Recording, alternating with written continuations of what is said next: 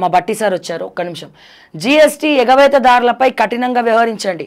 ఉన్నతాధికారులు ఏఐ సాయంతో నిత్యం పర్యవేక్షించాలి. అధికారుల నిర్లక్ష్యంతో రాష్ట్ర ఆదాయానికి గండిపడే ఛాన్స్.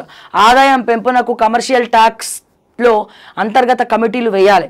ఇకపై 15 రోజులకోసారి పన్నుల ప్రగతిపై సమీక్షిస్తా. వాణిజ్య పన్నుల శాఖ సమీక్షలో డిప్యూటీ సీఎం బట్టి విక్రమార్క. సూపర్ సార్, మీరు బట్టి గారు చాలా సూపర్. ఎందుకనేది చెప్తా నేను, ఒక నిమిషం. నిరంతర నిఘా వ్యవస్థను ఏర్పాటు చేయాలి. నిర్దేశించిన లక్ష్యాలను చేరుకునేందుకు వాణిజ్య పన్నుల శాఖ కృషి చేయాలని, జీఎస్టీ ఎగవేతదారులపై కఠినంగా వ్యవహరించాలని అధికారులను డిప్యూటీ సీఎం బట్టి విక్రమార్క ఆదేశించారు. శుక్రవారం సచివాలయంలో వాణిజ్య పన్నుల శాఖ అధికారులతో సమీక్ష నిర్వహించారు. ఆదాయం కోల్పోతున్న ప్రాంతాలను గుర్తించి క్షేత్రస్థాయిలో సిబ్బంది పనితీరు, వ్యాపార లావాదేవీలను ఏఐ సాయంతో ఉన్నతాధికారులు పర్యవేక్షించారు. బట్టి గారు సూపర్ సార్, మీరు సూపర్ హీరో సార్, మీరు రియల్ హీరో సార్. మీరు జీఎస్టీల గురించి ఎంత కాన్సన్ట్రేషన్, ఎంత ప్రేమ. ఇదే ప్రేమతో 1000 కోట్లు ఎగనామం పెట్టినటువంటి టానిక్ సంస్థను ఎందుకు అరెస్ట్ చేయలే, ఎందుకు బ్యాన్ చేయలే? వెనకాల ఉన్నటువంటి సంతోష్ కుమార్ జోగులపల్లిని, దీనికి ప్రేరేపించినటువంటి ఎవరైనా సోమేష్ కుమార్ని ఎందుకు మీ ప్రభుత్వం అరెస్ట్ చేయలే? టానిక్ సంస్థలు జీఎస్టీ ఎగనామం పెడితే, పంగనామాలు పెడితే ఆ నామాలు దిద్దింది మీరేనా? ఎంతకి అమ్ముడు పోయినారు ఈ టానిక్ సంస్థల విషయంలో? పెద్దోళ్ళేమో జీఎస్టీలు కట్టకపోయినా నడుస్తుంది, చిన్నోళ్ళేమో కట్టాలనా? చిన్నపాటి వ్యాపారులేమో కట్టాలనా? మీ పెత్తనమంతా చిన్న వ్యాపారుల మీదేనా? పెద్ద టానిక్ లాంటి సంస్థలు 1000 కోట్లు ఎగనామం పెట్టినరని జగమెరిగినటువంటి సత్యం కదా సార్. మరి వాళ్ళ మీద యాక్షన్ ఎందుకు లేదు?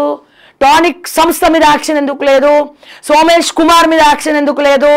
జోగులపల్లి సంతోష్ కుమార్ మీద యాక్షన్ ఎందుకు లేదు? దమ్ము ఉంటే బట్టి గారు సమాధానం చెప్పాలి. మీకు నిజంగా చిత్తశుద్ధి ఉంటే టానిక్ సంస్థని బ్యాన్ చేయండి తెలంగాణలో. అరే ఎందుకు రాబాయ్ నువ్వు జీఎస్టీ ఎగ్గొట్టినావు, 1000 కోట్ల రూపాయలు ఎందుకు ఎగ్గొట్టినావు? నీకు సపోర్ట్ చేసింది ఆ సోమేష్ కుమార్ బీహార్ అతనే కదా అని చెప్పి క్వశ్చన్ చేయండి. మీరు ప్రెస్ మీట్ పెట్టండి. మీరు టానిక్ సంస్థకి ఇన్స్పెక్షన్కి వెళ్ళమనండి జీఎస్టీ అధికారులను. ఎందుకు పోతలేరు సార్? ఎందుకు సార్ ఎగనామం పెడుతున్నారు? ఎందుకు సార్ 1000 కోట్ల స్కామ్ జరిగింది? ఎందుకు సార్ 1000 కోట్లు టానిక్ సంస్థ పంగనామాలు పెడితే ఇంకా టానిక్ సంస్థలు ఎందుకు సార్ సీలేలే? ఎందుకు సార్ టానిక్ లాంటి సంస్థలు తెలంగాణలో ఇంకా ఇంకా ఇంకా ఇంకా నడుస్తున్నాయి? పోయి టానిక్లు వేసుకొని వస్తూ ఉన్నారు. ఫస్ట్ మరి మీ ప్రతిపక్షమే కదా 1000 కోట్ల స్కామ్ చేసినప్పుడు ఎందుకు సార్ బట్టి గారు సంతోష్ మీద యాక్షన్ తీసుకోవట్లే?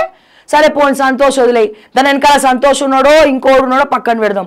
మరి టానిక్ అనే సంస్థ అయితే ఎగ్గొట్టిందిగా, మరి సంస్థ వెనకాల ఉన్నది తీసుకొని బొక్కలేయాలి కదా, మరి ఎందుకు వేస్తలేరు?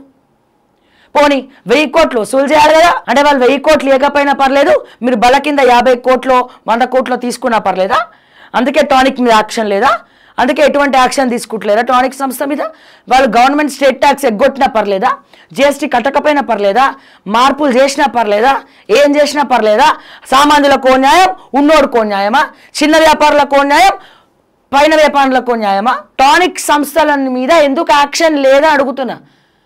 టానిక్ సంస్థల మీద ఎందుకు యాక్షన్ లేదు? హోటల్ దస్పలా వాడు బిల్లులు ఎగ్గొడితే హోటల్ దస్పలా వాడి మీద ఎందుకు యాక్షన్ లేదు? ఎందుకు లేదు సార్?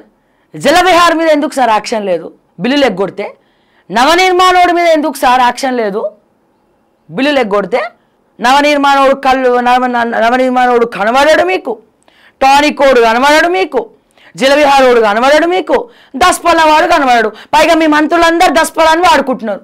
ఏ మీటింగ్ పెట్టా పుక్కట్లా దస్పల్లా కూవాలి, లంచ్ ఇవ్వాలి, డిన్నర్ ఇవ్వాలి, బిందాస్గా కూర్చోవాలి. మరి వసూలు చేయండి. మరి ఫైనాన్స్ మంత్రి వసూలు చేయాలి మరి పైసలు. ఎవరెవరి దగ్గర?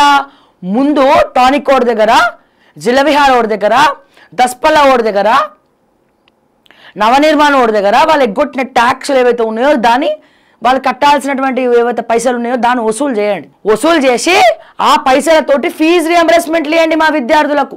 రేపో మాపో కాలేజీలన్నీ బంద్ పెడతారట ఫీజు రియంబర్స్మెంట్లు లేక. అప్పుడు మనం మాట్లాడుకుందాం సార్.